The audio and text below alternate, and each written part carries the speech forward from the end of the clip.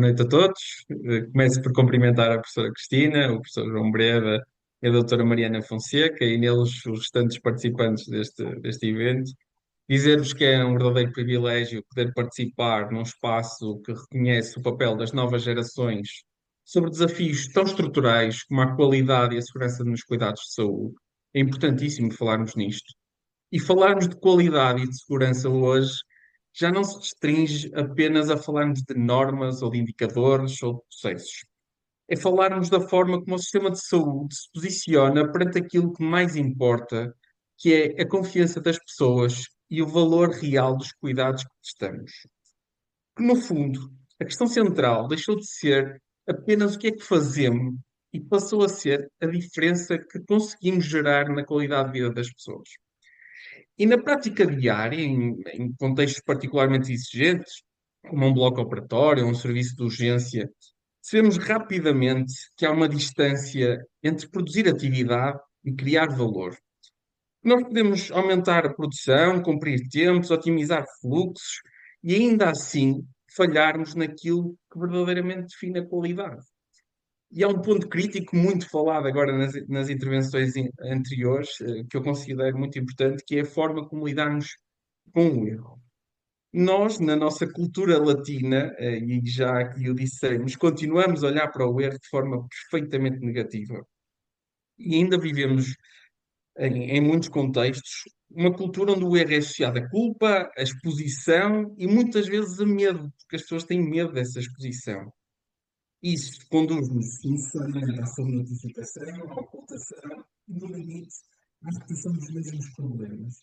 Eu gostaria de trazer aqui um número que a literatura. Esta é uma área que me entusiasma bastante, e a literatura estima que, em média, num hospital com 500 camas de internamento, que é uma OLS perfeitamente normal do nosso país, acontecem por ano cerca de 15 erros relacionados com procedimentos cirúrgicos, perto de 800 erros associados à medicação, e podia continuar a enumerar aqui uma série de outros exemplos.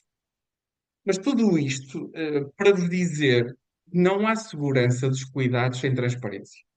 E não há melhoria possível sem conhecimento real do que é que falha, porque muitas vezes o que falha é o processo. E todos nós passamos por ele. E, portanto, se alguém, em determinado momento, identificar o erro, muito provavelmente vai haver ali uma quebra. E se nós queremos evoluir, temos que conseguir transformar este erro então em aprendizagem, criar ambientes onde os profissionais possam efetivamente notificar e analisar sem receio, e felizmente têm sido dados passos neste sentido. Hoje já existem plataformas em quase todas as ULS que permitem a notificação de erros e de eventos adversos de forma anónima, que é algo que aumenta a capacidade de notificação e, ao mesmo tempo, diminui a percepção de culpabilização individual. Mas a maioria dos erros, efetivamente, não nasce de más decisões isoladas. Não foi alguém que efetivamente cometeu aquele erro porque exerceu mal a sua prática. A maioria dos erros nasce de processos frágeis, de sistemas pouco robustos, e nós muitas vezes entusiasmamos a falar nesta era da inteligência artificial e queremos já introduzir a inteligência artificial quando ainda não informatizamos grande parte dos nossos cuidados de saúde. Ainda temos um caminho para fazer para trás antes de chegarmos até à inteligência artificial. Mas a discussão sobre a qualidade e a segurança cruza-se também, na minha opinião, com algo muito importante, que são os cuidados baseados em valor. O valor significa garantirmos que os cuidados melhoram efetivamente os outcomes dos doentes, que reduzem o dano evitável, que utilizam de forma responsável os recursos que infelizmente são cada vez mais limitados, não é? Embora o orçamento para a saúde vá crescendo a uma média de 1.000 milhões ano nos últimos 5 anos, efetivamente não chega e nós continuamos a identificar necessidades. Mas implica também olharmos para isto e olharmos para a forma como nós avaliamos o desempenho das instituições. O valor não está na atividade que produzimos, está no impacto que alcançamos. E isto exige instituições mais maduras que consigam medir os resultados com significado, que aprendam com a variabilidade dos processos e dos doentes que cuidam e que, acima de tudo, envolvam os profissionais numa responsabilidade partilhada pela qualidade e pela segurança. Eu estive num evento ano passado onde o Dr. Carlos Neves Martins disse uma frase que me marcou, que é: tudo se faz com os profissionais, nada se faz contra os profissionais.